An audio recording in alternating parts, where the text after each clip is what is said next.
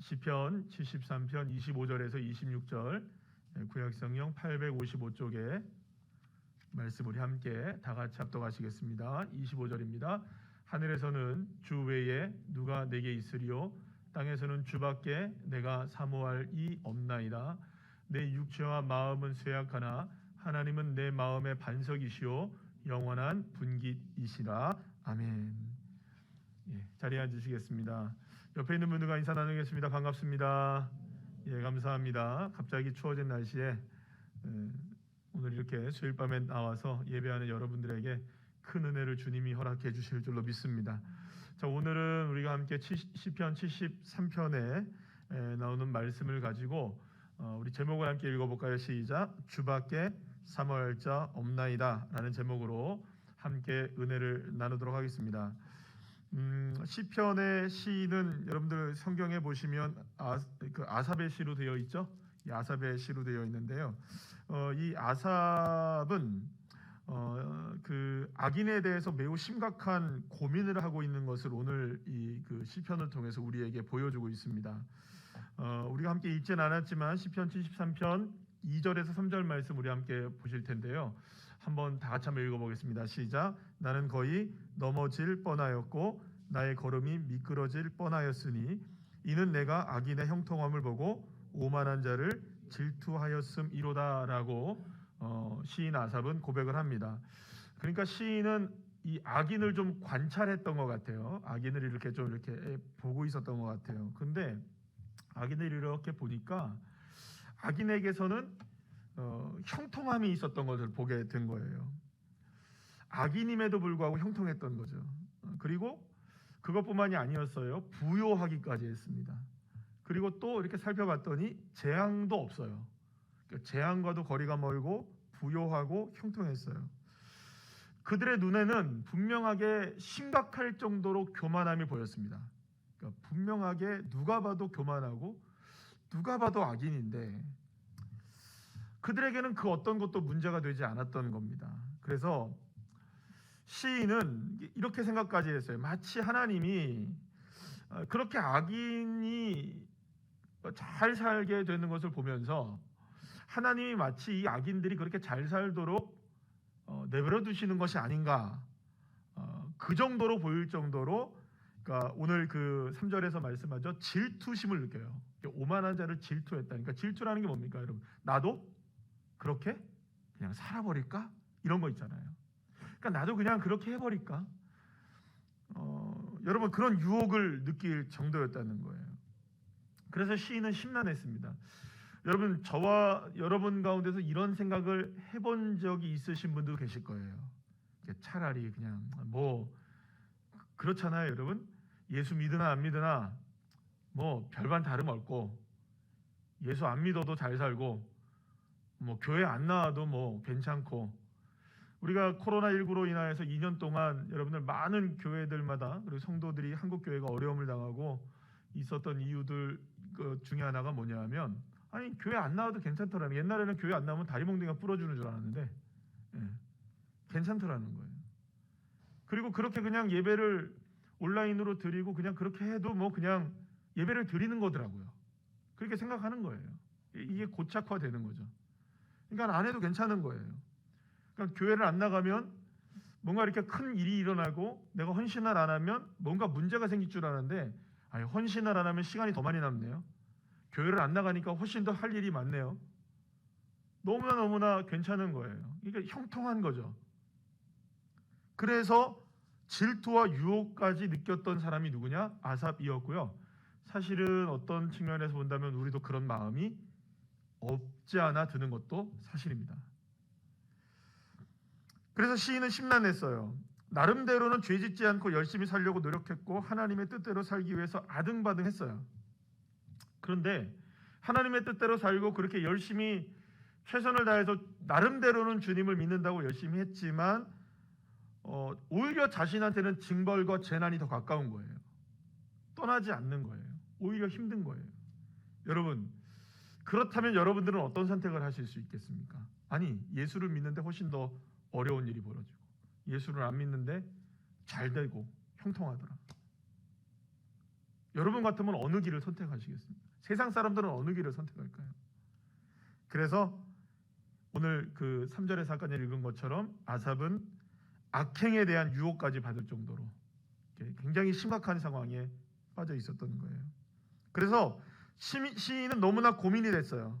차라리 이렇게 살 바에야 나도 그냥 악인들처럼 그냥 이렇게 살아버릴까. 그렇게 마음에 요동이 막 치고 있는 그때에 시인이 어디를 들어가게 되냐면 성소로 들어가게 됩니다. 성전으로 들어가게 되죠. 그런데 성전에 들어가면서 비로소 깨닫게 된 것이 있었어요. 오늘 함께 읽지는 않았지만 16절 17절 말씀인데 우리 다 같이 한번 읽어볼까요? 시작.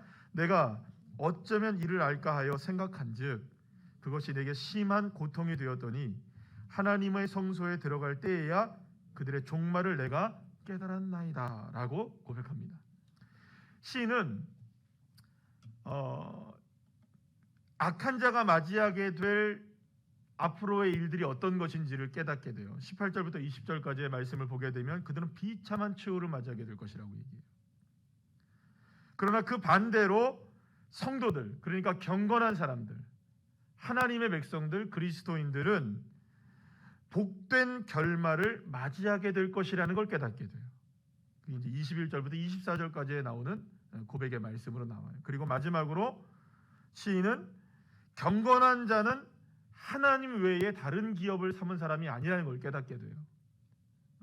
그러니까 다시 말하면 주밖에 사모할 사람이 없는 사람들이 경건한 사람이더라. 그리고 결국에는 마지막에는 악인들과는 비교할 수 없을 만큼 훨씬 더 나은 몫을 차지하게 될 것이다. 기업을 얻게 될 것이다라는 사실을 이 시인은 깨닫게 됩니다. 분명히 이 세상에서 볼 때 악인들은 형통했고 죽을 때에도 별로 고통이 없어 보이기도 하고 그렇게 잘 되는 것처럼 보였어요. 하지만 반대로 경건한 사람들은 비록 고통 중에 있다 할지라도 그리고 또 힘겨운 인생을 살아간다 할지라도 이후의 결말로 보자면 결국에는 훨씬 더 나은 상태가 되어지고 비교할 수 없는 복을 기업으로 누리게 될 것이다. 그것을 어디에서 깨닫게 됐다고요? 성소에 들어가면서 깨닫게 되었다. 사랑하는 여러분, 여기서 말하는 성소는 하나님의 집을 말하는 겁니다. 예루살렘 성전을 얘기하겠죠. 그러나 뭐 그것이 오늘날의 교회와 똑같다고 얘기할 수는 없겠죠. 그러나 적어도 교회에 나와서 하나님 앞에 예배하고 주님을 찬양하며 주님을 갈망하는 그 자리는 깨닫게 되는 자리인 줄로 믿으시길 바랍니다. 하나님의 말씀이 선포될 때, 또 찬양을 할 때, 기도할 때 주님께서 우리를 깨우쳐 주시고 깨닫게 하는 영이 우리에게 임할 줄로 믿으시길 바랍니다. 자, 그렇다면 여러분, 어쨌든 이 아삽 시인이 훨씬 더 나은 상태가 되고 훨씬 더 좋은 일들이 일어나게 될 것이라는 것을 깨닫게 되었는데, 그렇다면 왜 그렇게 되느냐라는 거죠. 무엇 때문에 이 악인들의 형통함과는 비교할 수 없을 정도로 경건한 자들에게는 이러한 축복이 임하느냐, 그것을 봤더니 이 경건한 자들에게는 무엇이 있었느냐 하면 영원한 몫을 바라보는, 그러니까 영원히 누구를 바라보는, 여호와 하나님을 나의 분깃으로 바라보고 따라가는 믿음이 있었다는 걸 알게 돼요. 그러니까 나는 누구를 소유하고자 하는 사람이다. 이 세상에 사모하는 것이 아니라 여호와 하나님이 나의 소유가 되기를. 그러니까 내가 하나님이 나를 소유하시고 나도 누구를 소유하기를, 오직 주님만을 소유하기를. 그래서 오늘 본문 아까 전에 함께 우리 읽었는데요. 25절 26절 말씀 다시 한번 읽어볼까요? 시작. 하늘에서는 주 외에 누가 내게 있으리요, 땅에서는 주밖에 내가 사모할 이 없나이다. 내 육체와 마음은 쇠약하나 하나님은 내 마음의 반석이시요 영원한 분깃이시니라. 할렐루야.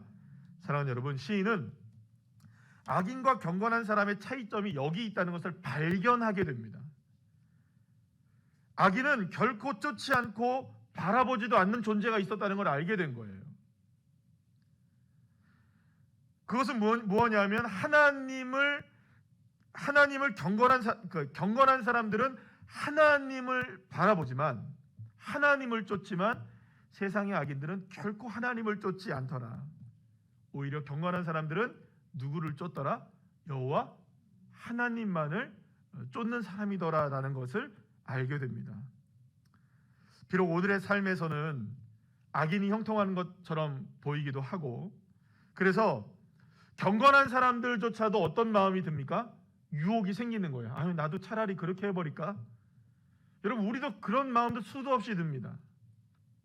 그런 마음이 수도 없이 들어요. 오늘 여러분들이 그렇다는 게 아니라 여러분들이 절대로 그런 분들이 아니시라고 생각을 합니다. 수협에 늘 나오시고 예배의 자리에 늘 있으신 우리 교회에서 제일 그래도 예배의 자리에서만큼은 뒤지지 않는 분들이 이 자리에 모여 있는 것이라고 저는 믿습니다. 아멘을 크게 하시지. 부끄러워서 저는 그렇게 생각을 합니다. 그런데요, 여러분, 그렇게 예배의 자리에 지키고 싶은 우리들도 때로는 어떻습니까? 오늘 날씨가 갑자기 추워졌어. 그러면 어떻게 해요, 여러분? 그냥 오늘은 그냥 건너뛸까? 그런 마음 우리에게 들 때가 있잖아요. 안 나가도 그런 유혹이 우리에게 끊임없이 있어요. 그런 유혹이 마음이 요동치기도 합니다. 그럼에도 불구하고 여러분, 경건한 사람들, 하나님의 백성들은 끝까지 내가 사모할 자, 나의 분깃이 무엇인지를 잃지 않는다는 것이죠. 그래서 경건한 사람은 어떤 상황이 다가온다 할지라도 오히려 그러한 순간이 다가오면 다가올수록 하나님을 더욱더 사모하게 됩니다. 언젠가 사라지게 될 것들의 마음을 두는 것이 아니라 늘 무엇을 사모하느냐? 이 세상의 가치가 아니라 영원의 가치를 마음에 두고 늘 무엇을 바라보며 살아가느냐? 하늘을 바라보고 살아가는 사람들. 할렐루야. 히브리서 11장 13절에서 16절까지의 말씀에 이렇게 고백을 합니다. 우리 다 같이 한번 읽어볼까요? 시작. 이 사람들은 다 믿음을 따라 죽었으며 약속을 받지 못하였으되 그것들을 멀리서 보고 환영하며 또 땅에서는 외국인과 나그네임을 증언하였으니 그들이 이같이 말하는 것은 자기들이 본향 찾는 자임을 나타냄이라. 그들이 나온 바 본향을 생각하였더라면 돌아갈 기회가 있었으려니와 그들이 이제는 더 나은 본향을 사모하니 곧 하늘에 있는 것이라. 아멘. 사랑하는 여러분, 경건한 자들, 믿음이 있는 사람들, 여러분들 히브리서 11장이 어떤 내용인지 잘 아시죠? 믿음에 관한 사람들의 보고서 아닙니까? 그런데 그 사람들이 무엇을 바라봤다고요? 더 나은 본향, 늘 언제나 하늘을 바라보는 인생, 천국을 소망하는 인생, 그 인생이었다는 것이죠. 사랑하는 여러분, 여러분은 천국, 하나님의 나라, 하늘나라 어떨 것이라고 여러분들 생각하십니까? 나름대로 이렇게 상상하는 게 있잖아요. 계시록에서 나오는 그런 모습들도 상상을 할 것이고 나름대로 천국은 이럴 것이다라는 생각을 하고 있는데요. 저는 넷플릭스에 가입이 안 돼 있어서 보지는 못했지만 요즘에 또 최근에 우리나라의 오징어 게임 이후에 전 세계적으로 1등을 했던 드라마가 또 개봉이 됐어요. 우리나라 드라마가, K 드라마가. 그게 이제 이 지옥이라는 섬뜩한 단어의 드라마입니다. 저는 이 내용을, 드라마를 못 봤어요. 저는 오징어 게임도 아직까지 못 봤어요. 왜냐하면 유료 가입이 안 돼 있어서 못 봤어요. 근데 이 내용이 무언지를 제가 한번 보게 되었어요. 근데 어떤 내용이냐면, 이 드라마는요, 자세한 내용은 저도 잘 모르지만 어떤 내용이냐면 저승사자가 사람들에게 갑자기 나와요. 그래서 너 언제 죽을 거다. 너 사망 날은 예를 들어서 2021년 12월 5일이다. 몇 시에 오후 4시에 죽을 거다. 이렇게 얘기를 하는 거예요. 저승사자, 이거 드라마 얘기입니다. 뭐 이상한 얘기 하는 거 아니라 저는 지옥이라는 넷플릭스 드라마 얘기를 하는 거예요. 오해하지 마세요. 이제 알려줘요. 그러면서 뭐라고 얘기하냐면 지옥에 갈 것인지 천국에 갈 것인지까지도 알려줘요. 그래서 너는 지옥의 몇 등급에 갈 거다. 등급이 낮을수록 정말 나쁜 사람인 거죠. 그러면 여러분, 지옥에 갈 것이란 이야기를 듣게 된 그 사람은 마음이 어떨까요, 여러분? 죽으면 며칠 후에 죽을 건데 지옥에 갈 것이라고 얘기를 하면 마음이 요동을 치겠죠. 근데 이제 제가 정확히는 모르겠지만 아마 그 드라마에서는 그런 얘기가 나오지 않을까 싶어요. 나오는지 모르겠어요. 근데 만약에 예를 들어서 3등급 지옥에 간다 했는데 그동안 착하게 살면 몇 등급으로 옮겨질까요? 뭐 한 2등급으로 옮겨질 수도 있고, 뭐 2등급 간다는 사람이 아주 더 나쁘게 살면 뭐 5등급으로 떨어질 수도 있겠죠. 뭐 어쨌든 뭐 그렇게 된다고 치더라도 어떤 죽음의 날짜가 임박해서 지옥에 간다는 이야기를 들으면 사람들은 다 얼음이 될 것 같아요. 그래서 이 드라마에서 어떤 이들이 나오냐면 그 날에 무엇만 안 보면 되냐면 저승사자만 피하면 되는 거예요. 자기를 찾아오는 저승사자만. 그래서 필사적으로 사람들이 자기를 잡으러 오는 저승사자를 피해 다녀요. 근데 결국에는 잡히면 피했다는 그리고 자기의 죽음을 맞아들이지 못했다는 이유로 더 낮은 등급의 지옥으로 떨어지게 되는 거예요. 그러니까 어차피 지옥에 갈 거 더 낮은 등급의 지옥에 간다, 뭐 이런 거예요. 그런데 여러분, 여기에는요 지옥 가는 사람들만 이야기가 나오는 게 아니에요. 저승사자가 또 나와요. 이 드라마 얘기입니다. 다시 한번. 드라마 얘기입니다. 저승사자가 나와요. 그러면서 너 천국 갈 거다 이렇게 얘기해요. 너 며칠 몇 시에 천국에 가게 될 것이다. 여러분, 지옥 가는 것보다야 천국 가는 게 훨씬 비교할 수 없을 정도로 좋겠죠? 뭐 그렇겠죠. 뭐 근데 드라마인데도 아멘 하시네요, 그죠? 그런데 이 드라마에서 어떤 내용들이 나오게 되냐면 천국에 갈 날들을 앞두고 있는 어떤 사람이 있는데 자꾸 다가오면 다가올수록 천국에 가기가 싫은 거예요. 왜냐하면 천국에 가면 지금까지 있는 모든 사람들과의 관계도 다 끊어져야 되고 내가 가지고 있는 모든 것들도 다 끊어져야 되고 사랑하는 사람도 더 이상 볼 수가 없고 모든 것들을 다 내려놓고 어디를 가야 되니까 천국을 가야 되니까 천국에 가는 게 그다지 좋은 게 아니라는 걸 알게 되는 거예요. 사람들이 도대체 천국에는 뭐가 있지? 알지 못하는 거예요. 그래서 천국에 가는 사람도 지옥에 가는 사람과 똑같이 천국에 가는 날짜가 정해져 있지만 그것을 도망쳐 피해버려요. 그리고 결국에는 붙잡혀서 어디로 가는 줄 아세요? 천국에 가는 걸 거부했으니까 어디를 가야 돼요? 그래서 지옥에 가는 거예요. 이래나 저래나 어디로 가는 겁니까, 사람들이? 그러니까 지옥에 간다는 거예요. 자, 저는 이렇게 생각해 봤어요. 여러분, 지옥에 가는 것이 어떻게 해서든 피해야 하는 게 맞겠죠, 그죠? 그런데 왜 문제는 이 드라마에서 우리가 보게 되면 천국에 갈 수 있었음에도 불구하고 도망친다? 우리로서는 참 이해하기 힘든 일인 것 같아요. 여러분, 물론 다시 한번 말씀드리면 이건 드라마의 얘기입니다. 드라마 얘기인데 제가 왜 이 이야기를 오늘 말씀을 통해서 말씀을 드리냐 하면 단지 드라마의 이야기이긴 하지만 단지 드라마 이야기만은 아닌 것 같다는 생각이 들어요. 왜 그럴까요? 여러분, 나는 천국을 어떻게 보고 있을까요? 나는 하나님의 나라를 어떻게 보고 있을까요? 나는 하늘을 어떻게 바라보고 있을까요? 우리가 가야 할 저 천국, 우리가 가야 할 하나님의 나라, 만약 하나님의 나라에 무엇인가가 있을 것이라는 기대를 가지고 여러분은 천국에 간다면 아마도 머뭇거릴 수 있을 거예요.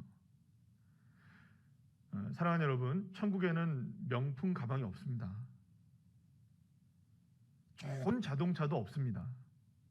평수 넓은 브랜드 아파트도 없습니다. 성능 좋은 스마트폰도 없습니다. 만약 하늘에 무엇인가가 있을지 모른다는 생각을 품고 천국에 가게 된다면 어쩌면 천국에서 어디를 더 사모하게 될까요? 이상하게 세상을 사모하게 되는 거예요. 사랑하는 여러분, 천국일 수 있는 이유는 딱 하나입니다. 그곳에 무엇이 있기 때문이 아니고 무엇이 없기 때문이 아니라 그곳에 하나님이 존재하시기 때문입니다. 하늘에는 하나님과 비교할 수 있을 만한, 견줄 만한, 동등하게 사모할 만한 그 어떤 것도 존재하지 않는 곳이 천국입니다. 천국은 오직 하나님이 빛나는 곳입니다.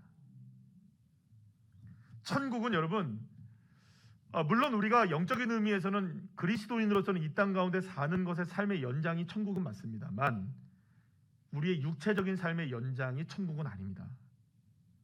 천국은 하나님만 사모해도 충분한 곳이에요. 하나님 한 분만으로도 즐거워할 수 있는 곳이 천국이에요. 하나님 한 분만으로도 기뻐할 수 있고 하나님 한 분만으로 행복할 수 있는 곳이 천국이에요. 그리고 우리는 천국에서 비로소 하나님 외에는 나에게 만족을 줄 수 있는 분이 없다는 것을 비로소 어디에서 깨닫게 될까요? 천국에서 깨닫게 되는 거예요. 하지만 사랑하는 여러분, 외람되게도 우리가 지금 이 땅 가운데 하나님을 믿고 있으면서도 하나님 한 분만으로 만족 못하죠.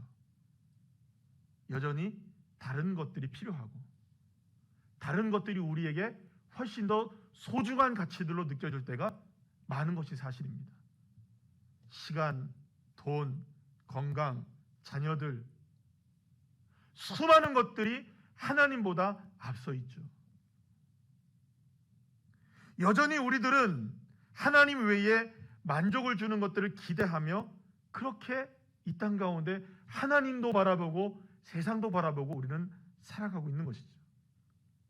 아니 어쩌면 하나님보다 바라는 것이 더 있기도 합니다.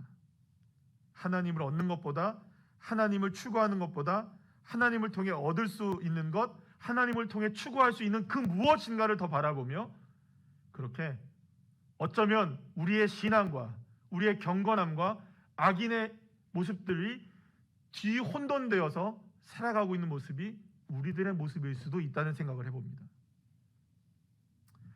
제가 며칠 전에, 정확하게 말하면 주일날 저녁인 것 같은데, 새롭게 하소서에 나온 이 간증을 하나 들었어요. 여러분들 우리 교회에서도 후원을 하고 있는 단체인데 복음의 전함이라고 뉴욕 타임스퀘어에 광고를 하면서 복음을 전하기 시작했고, 그다음에 우리나라를 비롯해서 5대양 6대주의 복음을 광고로 전하는 거예요. 그래서 굉장히 활발한 활동을 하고 있는 단체입니다. 그런데 여기에 이제 복음의 전함의 고정민 이사장님, 이게 장로님이신데 이분이 간증하는 것을 제가 보았어요. 그는 유수의 대기업 광고는 물론 청와대에서 진행하는 프로젝트를 맡을 정도로 굉장히 실력이 뛰어난 광고 회사 대표였어요. 그런데 모든 것을 다 뒤로하고 잘 나가던 그 광고 회사를 그냥 친구에게 아무런 조건 없이 넘기고 본인은 이 복음의 전함이라는 비영리 단체를 세우면서 오직 예수 그리스도의 복음을 전하는 것이 자기의 사명이라는 걸 알고 회사를 그렇게 넘기고, 엄청나게 잘 나가는 회사를 넘기고 이 복음의 전함을 세운 분이십니다. 대단한 분이시죠. 근데 이분이 어떻게 이런 일들을 이렇게 할 수 있었느냐라는 걸 이렇게 쭉 이야기를 하면서 하루는 생수를 배달하시는 분이 있었대요. 생수를 배달하시는데 생수에 어떤 메모가 하나 적혀 있으면서 거기에 예수님 믿으라는 복음적 내용이 이렇게 붙어 있는 걸 봤대요. 그래서 저 사람 대단하다. 그러면서 그분한테 물었대요. 생수를 배달하시는 분한테 어떻게 이거를 이렇게 하시냐고. 많은 사람들이 싫어할 텐데. 그러니까 어떤 사람들은 물통을 발로 차는 사람들도 있고 이렇게 하는 사람들도 있고 저렇게 하는 사람, 싫어하는 사람 많습니다. 그런데 어떻게 왜 이거를 하세요? 라고 얘기하니까 그분이 하시는 말씀이, 그래도 제가 할 수 있는 일이 전국에 생수 배달하는 있는데 이 생수를 배달하며 전국을 왔다 갔다 하면서 그래도 이 생수통이 전달되는 곳에 복음이 전달되는 것이, 그렇게 하는 것이 내 살아가는 사명이 아닌가, 그 일 때문에 내 하나님이 나에게 이 일을 맡긴 것이 아닌가라는 것을 이야기하더래요. 갑자기 부끄러워지기 시작하더래요. 내가 광고쟁이인데 나는 지금 하나님 앞에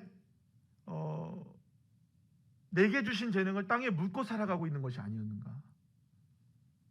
그래서 광고를 통해 예수 그리스도의 복음을 전해야겠다라는 생각을 가지고 회사를 버리고 이 복음 사역에 뛰어들게 되었던 것이죠. 어려운 점이 한두 가지가 아니었다는 거예요. 그런데 예수 앞세우고 예수님이 하시는 말씀 듣고 오직 예수님 전한다는 그 복음의 사명 하나로 지금까지 귀한 사역들을 감당하고 있습니다. 제가 간증의 내용을 잠시 조금만 여러분들한테 보여드릴 테니까 여러분들이 시간 되시면 꼭 새롭게 하소서를 한번 더 보시면 좋겠어요. 먼저 그의 나라와 의를 구하면 그 모든 것을 다 채우시고 더하신다는 그 말씀 분명히 하셨잖아요.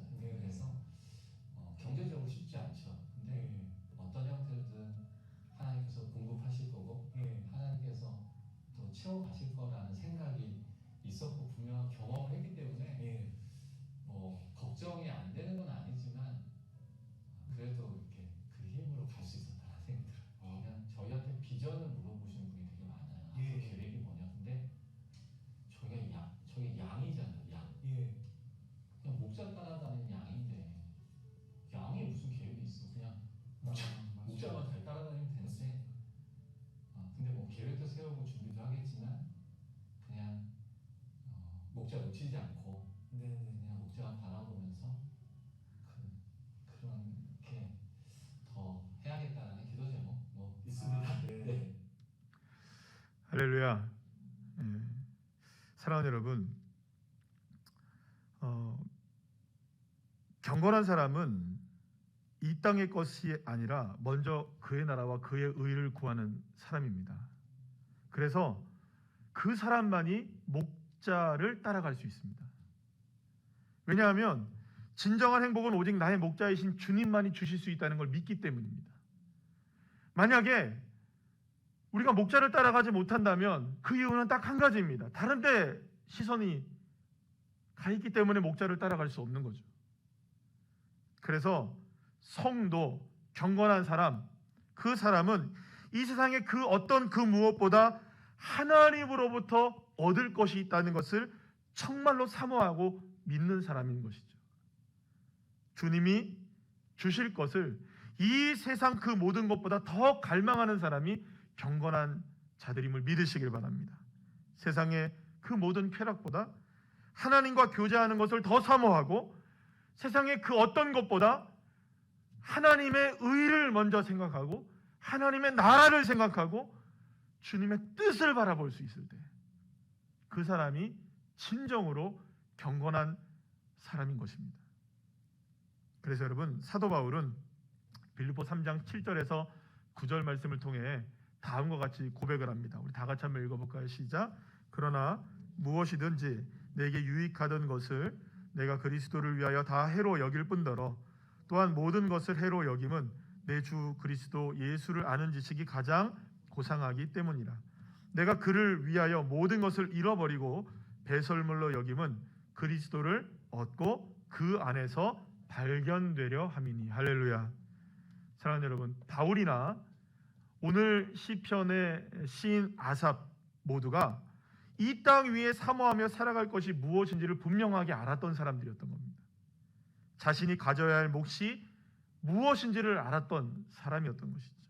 그래서 그들은 무엇을 택했느냐? 내 복, 내 분깃은 여호와 하나님이시다. 내가 사모할 것, 내가 바라봐야 될 것, 내가 목표로 설정한 그분, 내가 사모해야 될 것은 주님밖에 없습니다. 이것이 시인 아삽의 정체성이었던 겁니다.